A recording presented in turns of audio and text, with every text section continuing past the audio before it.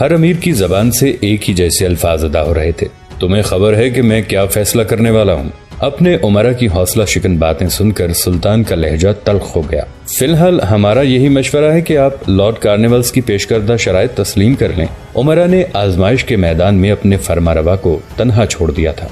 पूरे दरबार में बस मीर सादिक अली और पूर्णिया ही थे जो पुरजोश आवाजों में बोल रहे थे, सुल्तान मुअज्जम, हमें ये शर्मनाक सुलह कबूल नहीं है। आपके जाहो जलाल की कसम, अपने खून का एक एक कतरा बहा देंगे मगर दुश्मनों के आगे सर नहीं झुकाएंगे। अगरचे मीर सादिक और पूर्णिया रियासत के सबसे बड़े गद्दार थे, लेकिन वो इस नाजुक सूरत हाल से फायदा उठाते हुए अपने आप को सुल्तान का जानिसार साबित करने की कोशिश कर रहे थे। टीपू ने मीर सादिक और पूर्णिया की तरफ देखा और दरबार से उठकर चला गया। सुल्तान की हरमसरा में एक कोहराम बरपा था। जब खवातीन को ये मालूम हुआ कि अंग्रेजों ने 2 शहजादों को बतौर यरगमाल तलब किया है तो महल की पूरी फजा आहों और सिसकियों में डूब गई।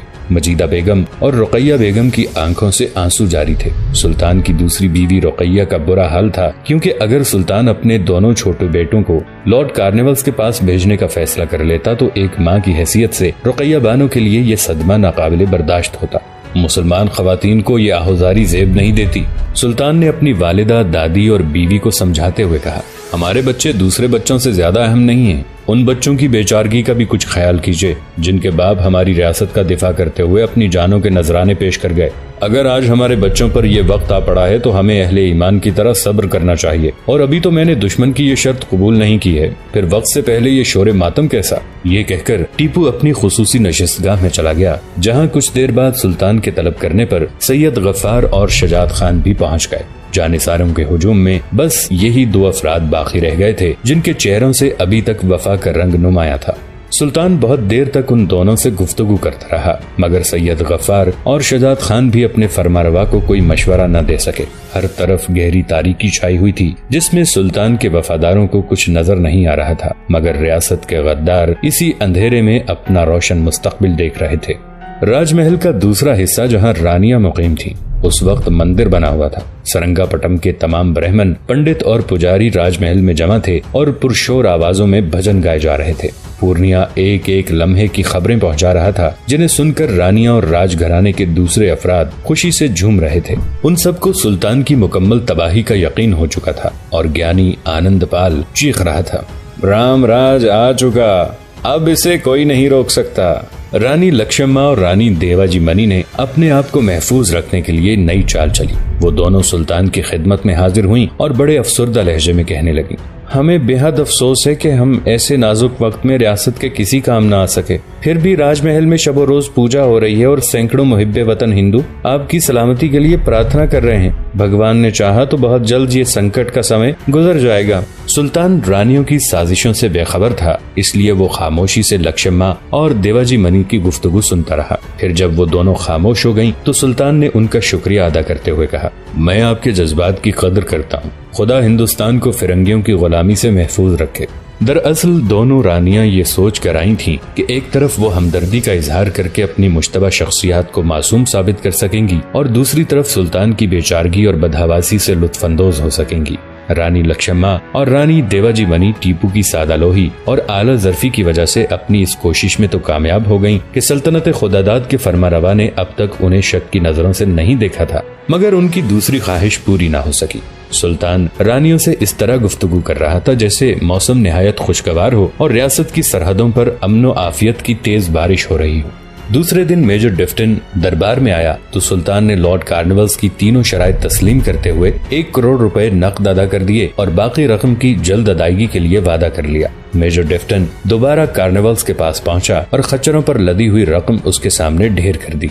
हम सियासत में किसी पर एतबार नहीं करते। लॉर्ड कार्निवल्स इंतहाई तहकीर आमेज लहजे में डिफ्टन से मुखातिब हुआ, सुल्तान से कहो कि वो शराइत की पूरी तकमील करे। हम उससे भीख नहीं खिराज मांग रहे हैं। अगर सुल्तान को हमारी शराइत मंजूर नहीं तो ये रकम उसके मुंह पर मार दो और साफ साफ कह दो कि सल्तनत खुदादाद की तबाही तक जंग जारी रहेगी।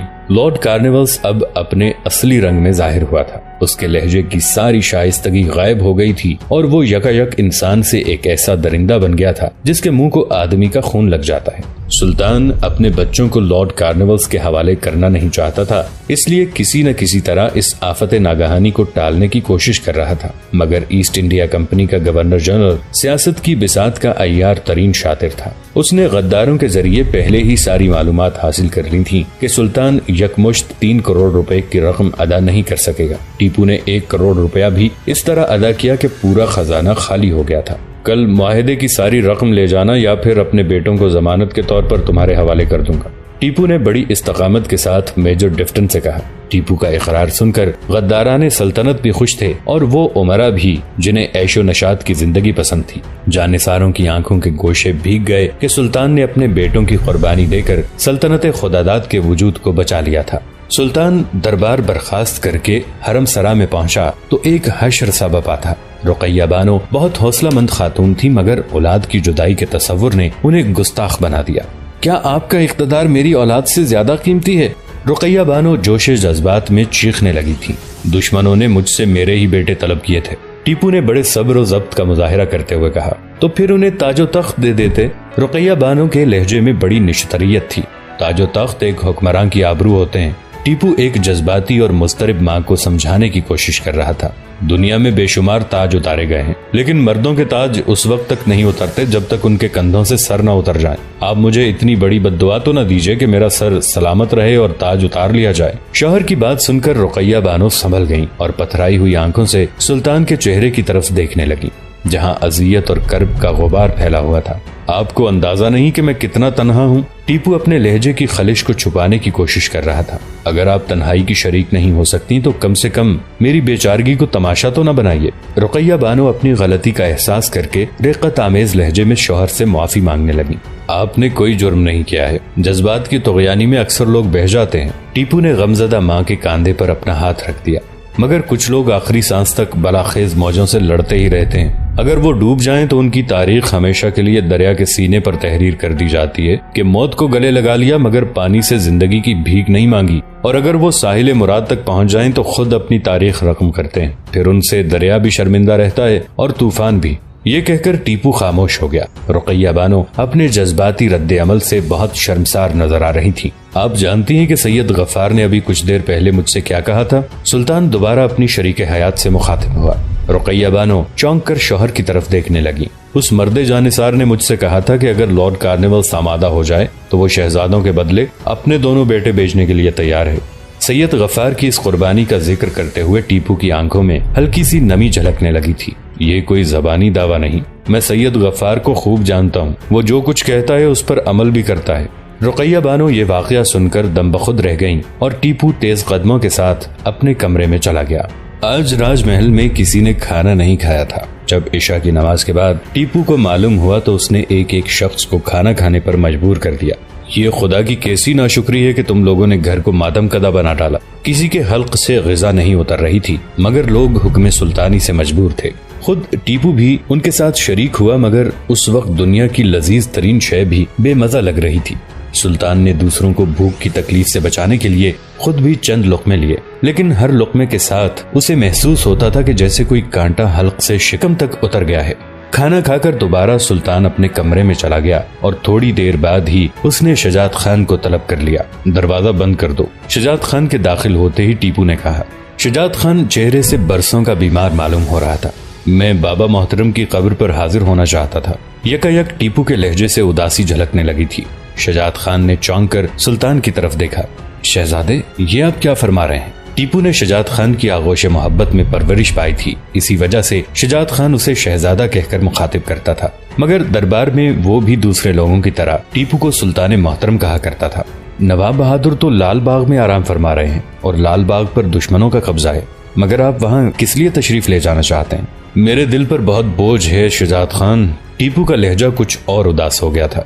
मैं बाबा मोहतरम के सामने अपने नाकारा होने का एतराफ करना चाहता हूँ। नहीं शहजादे। टीपू की शिद्दत एहसास ने शजात खान को रुला दिया था। आप जैसे बेटे तो कभी कभी पैदा होते हैं। अगर नवाब बहादुर जिंदा होते तो बरसरे आम आपकी पेशानी को बोसा देते और सबके सामने एतराफ करते कि आप फख्रे खानदान ही नहीं, फख्रे हिंदुस्तान भी हैं। नहीं शुजात खान, तुम अपनी मोहब्बत और जानिसारी का हक अदा करने के लिए हकीकत से आंखें चुरा रहे हो। टीपू के लहजे का कर्ब मजीद नुमाया हो गया था। अभी तुम्हें अंदाजा नहीं, मगर जब इत्तेहादियों से ये मुआहिदा तकमील को पहुंचेगा तो मैं आधे मुल्क से महरूम हो चुका हूँगा। क्या ये फख्रे खानदान होने की अलामत है कि बाप ने जो कुछ दिया था बेटे ने उसे गंवा दिया? नहीं शहजादे, ये सारे मसाइल आपको मीरास में मिले हैं। शुजात खान टीपू के दिलो दिमाग पर छाए हुए मायूसियों के गुबार को धोने की कोशिश कर रहा था।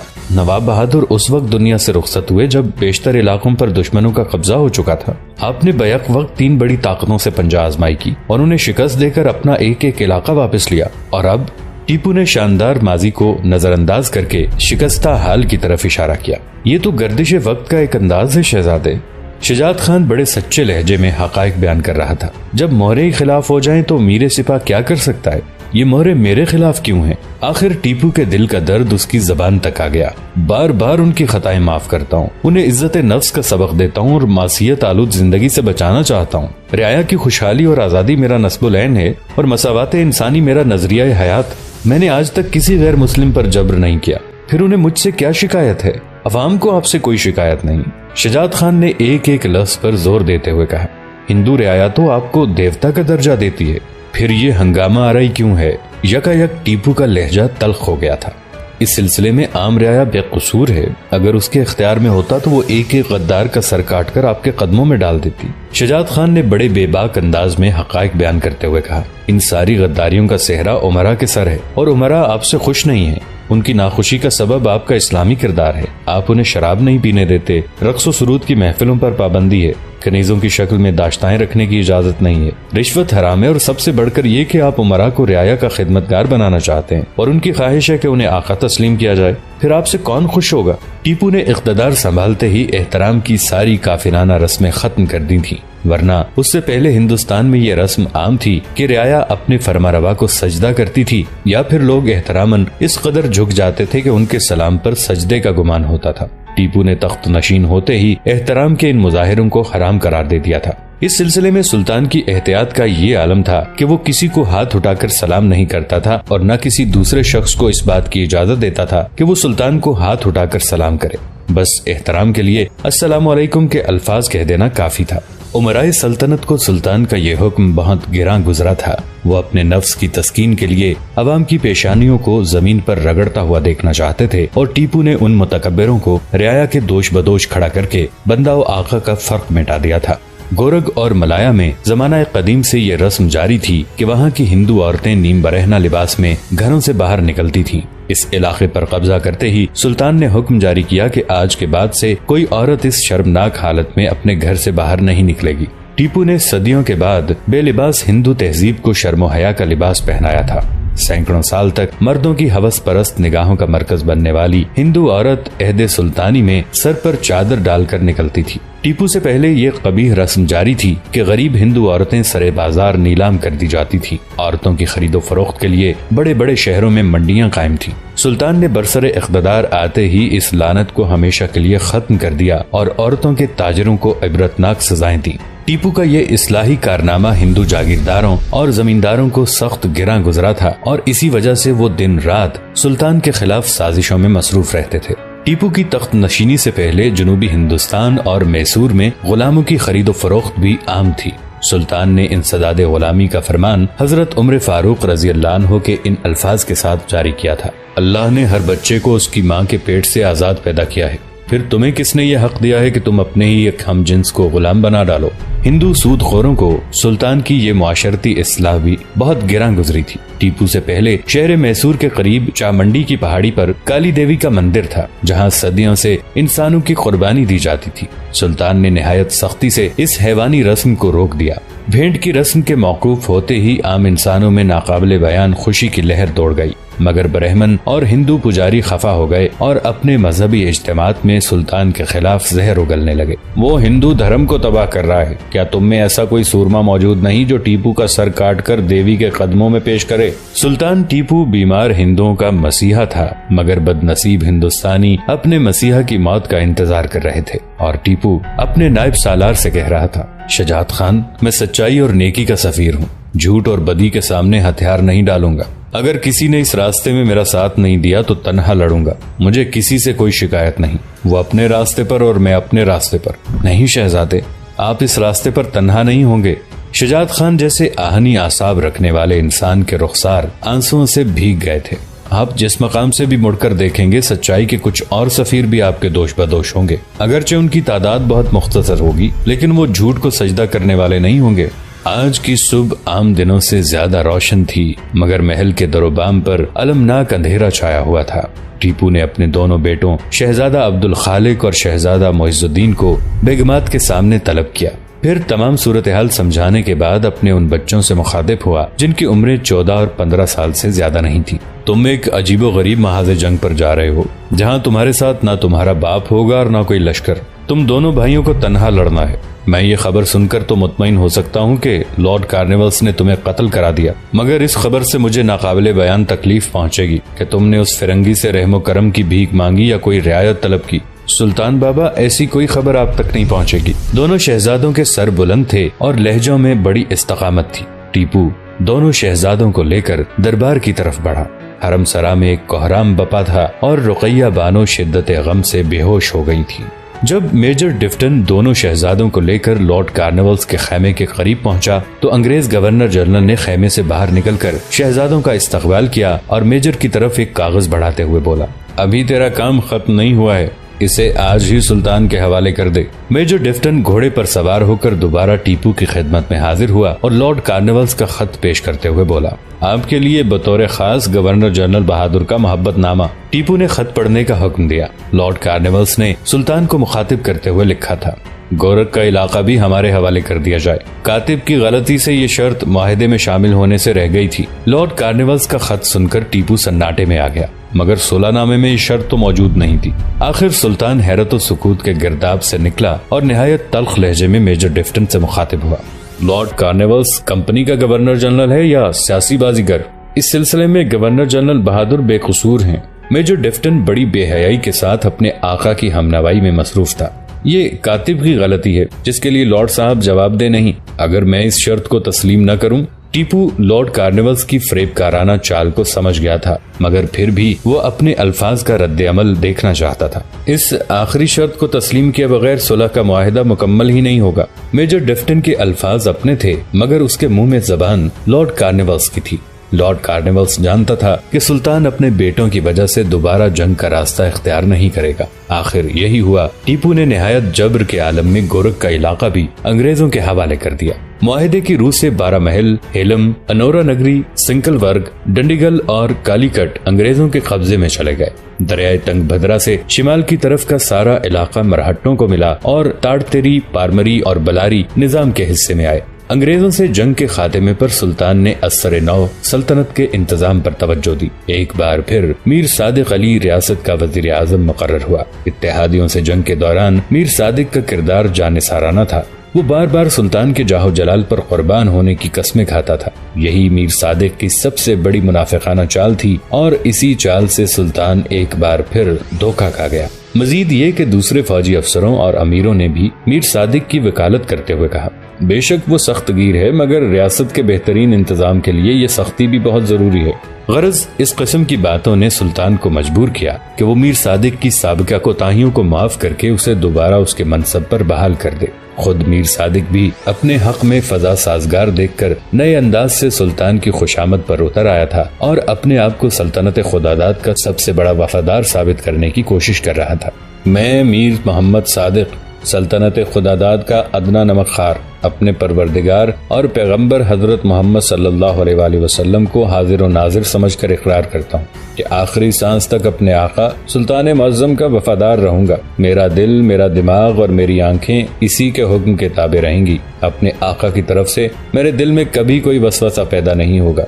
मेरा दिमाग हमेशा सुल्तान आली मकाम की तरक्की और सल्तनत की तौसी के लिए मंसूबा साजी करता रहेगा और मेरी गुनाहगार आंखें हमा वक्त आका के जाहो जलाल के आगे सजदा रेज रहेंगी। अगर मैं अपने अहदनामे से सरे मुंह भी इनहराफ करूं तो खुदाए बुजुर्गो बरतर इसी दुनिया में मेरा मुंह काला कर दे और फिर जब मैं मर जाऊं तो वो मुझे दोज़ख का ईंधन बना दे। मीर सादिक अली ने अपने गुज़िश्ता अहदनामे में नए अल्फाज का इजाफा कर दिया था और ये इजाफा इस कदर पुरअसर था कि टीपू जैसा सादा दिल हुक्मरान उसके लहजे की रियाकारी को महसूस तक न कर सका। दोस्तों, आज के लिए इतना ही। इसी कहानी की अगली किस्त के साथ बहुत जल्द हाजिर होंगे। नीचे कमेंट सेक्शन में अपनी राय का इजहार जरूर कीजिएगा। हमारे इस चैनल को सब्सक्राइब करके नीचे मौजूद बेल आइकन को भी जरूर क्लिक कीजिएगा। अगली मुलाकात तक के लिए हमारा और आपका अल्लाह निगहबान।